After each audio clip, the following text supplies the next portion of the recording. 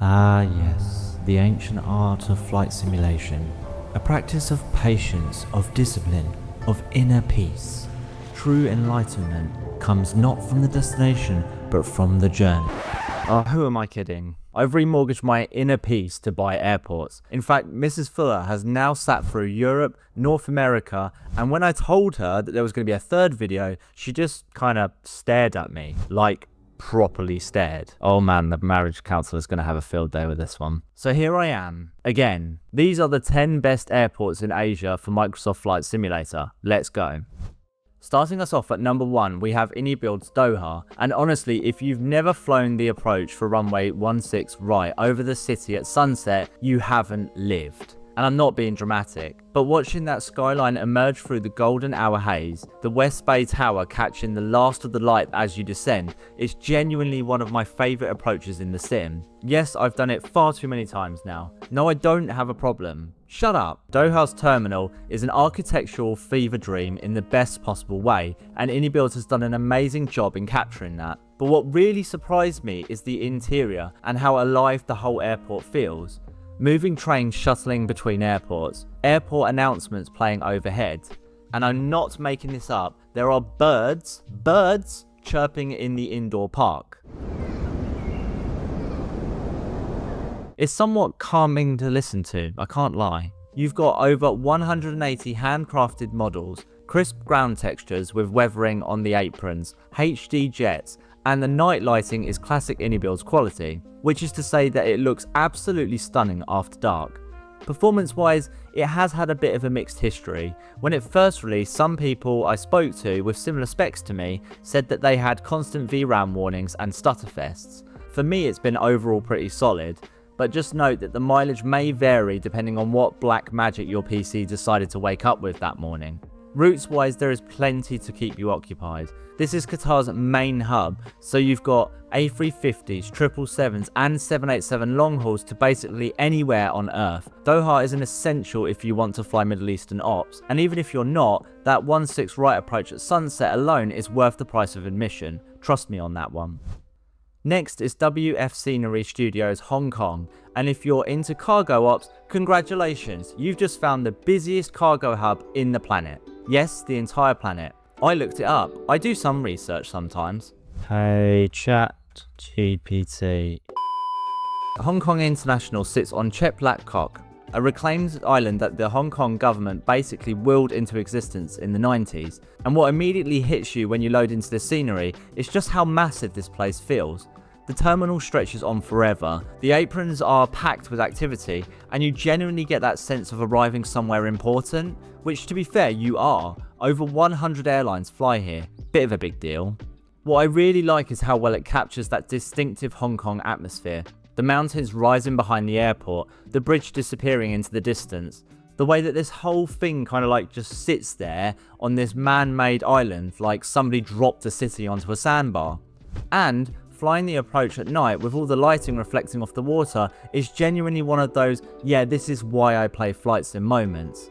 And for an airport this size, we're talking one of the largest terminals in the world. It runs remarkably well. No stutters, smooth performance, and the kind of frame rates that makes you suspicious something's actually wrong. It isn't, it's just well optimized.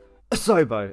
The terminals, however, aren't really going to win any awards. They're pretty basic compared to some of the Pyreek or MK Studio stuff that we've seen in the past. And if you want something with variety and plenty of routes, this is the airport for you. This is basically Cathay Pacific's home turf, so you've got A350 flights, 777 flights, and even tons of historical long-haul routes if you fancy. Oh my god, Cathay Pacific. So if you want a proper Asian mega hub that performs well and looks incredible, Hong Kong is absolutely worth it. Now, if you've been paying attention to MK Studios over the past year or so, you would have noticed that they've been on an absolute tear. And Naha Airport is probably the best example of why I rate them so highly. This is Okinawa, subtropical Japan. Palm trees, coastlines, the whole vibe.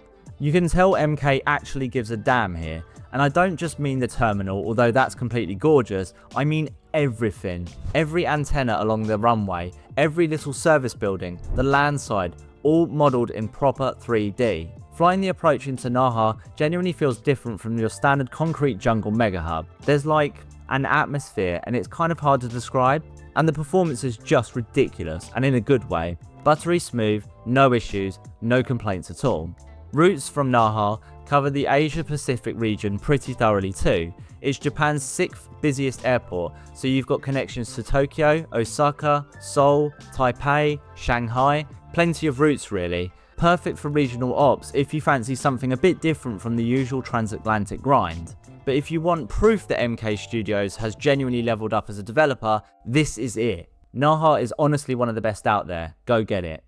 If Doha is the gateway to the Middle East, Dubai is the entire front door, welcome mat, and security system combined.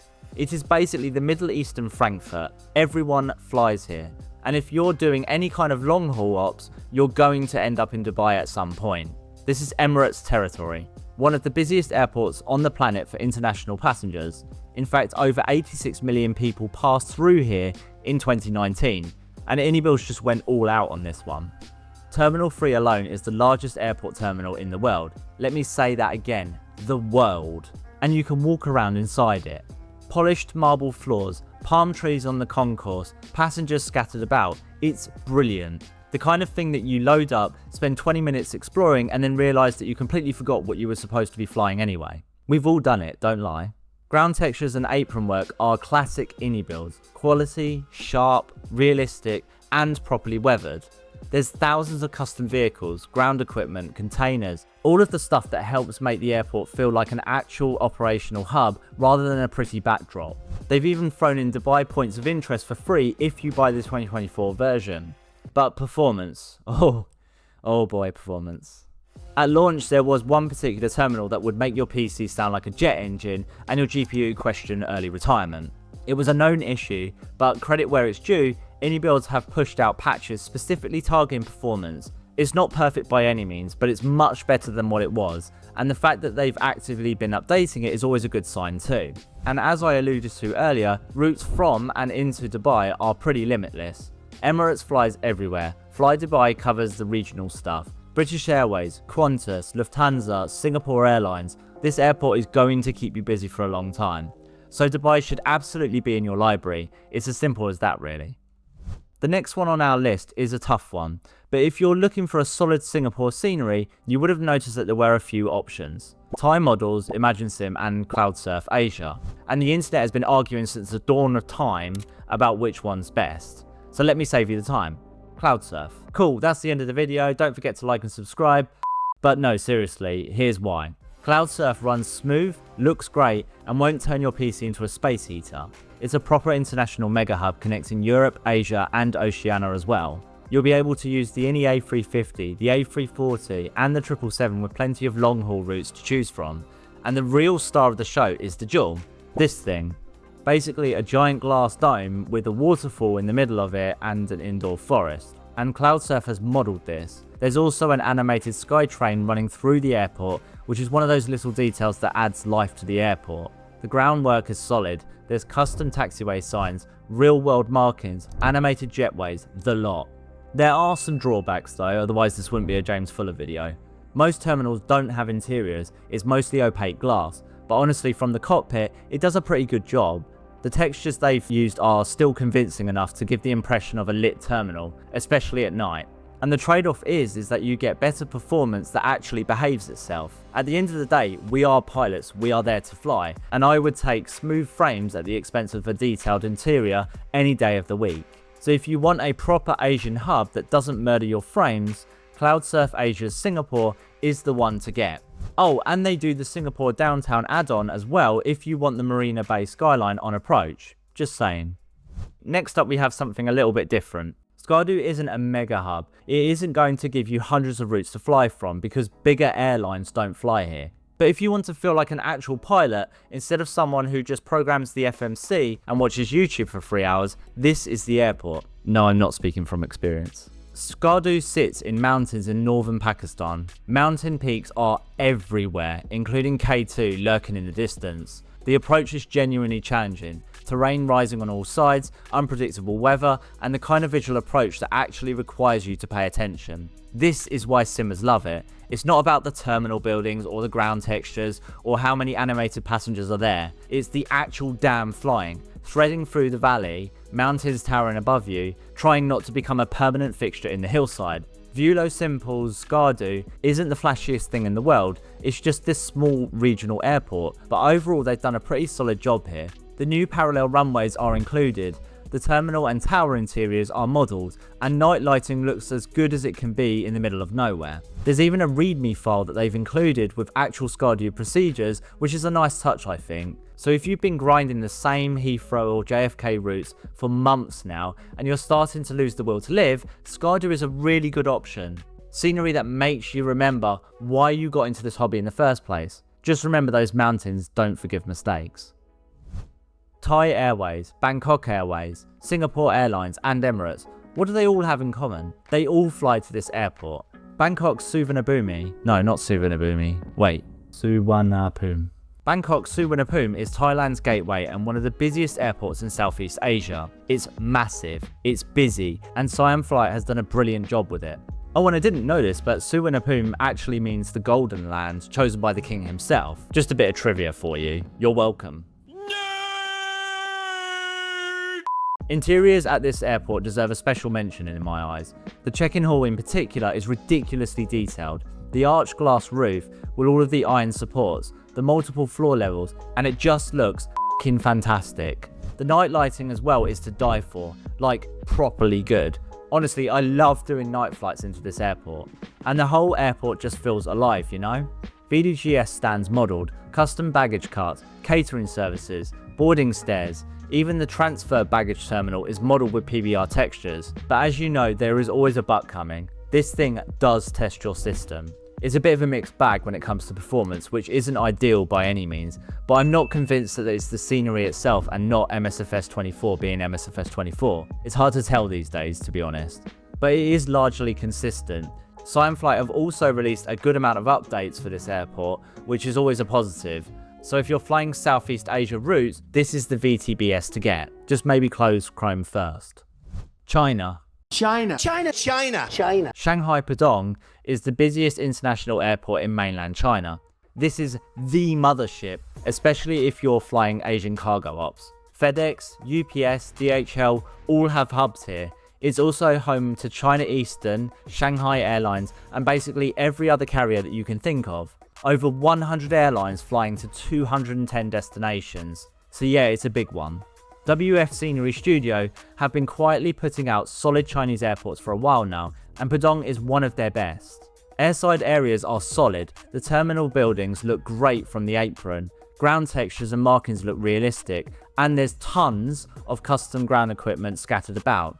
They've even modelled the drainage channels cutting through the airfield, which, yeah, I think is great. Am I a geek? The interiors themselves are a little bit basic, designed to look acceptable from the cockpit window rather than diving deep with a drone camera, and honestly I think that's fine. And my advice is, do not overload this airport with AI traffic. It can get pretty heavy on frames, so don't go full Heathrow level of traffic here if you can help it. But if you want Chinese airports, this is a solid option right now. Thankfully it's decent and it's got everything that you would ever need. It's not flight beam by any means, but it's far from bad. Plus there's an animated maglev train, which I think is pretty cool. Next is Phuket. No, I didn't say it. This is a family friendly channel. Anyway, Phuket is one of Thailand's biggest tourist destinations. If you fancy flying somewhere that feels like a holiday, this is it. The runway 27 approach in particular is amazing. You have the beach right at the threshold, power lines running underneath the glide slope, and in real life there's a famous plane spotting cafe next to the runway which SiamFlight has included, with an interior. Of course they have. The main terminal is well modelled, and night lighting is once again absolutely brilliant. SiamFlight just has a knack for this. Whatever they're doing with their lighting, other developers should be taking notes. Ground textures are also really solid. The airfield has really good uniform detail throughout, and they've included the updated taxiway layout that extends to the end of runway 27. Just be mindful that I've heard the Orbix version still has the old layout where you would need to backtrack. Of course it isn't perfect by any means. The land side, for example, while it's solid, still feels a little bit meh in areas. A few rooftops as well have lower resolution textures that stick out if you go looking for them. but all in all, performance is solid for me, even with decent amounts of traffic, which given the level of detail is pretty great. And if you want to fly into Phuket, honestly, why wouldn't you? This is comfortably the best option out there. Just maybe wait for a sale or something if you're price conscious, or just say fuck it and buy it anyway. I didn't say that, I promise. And if you're still after more airports, I've got more videos on the best European and the best North American scenery linked right here. I'll see you in there, try not to crash.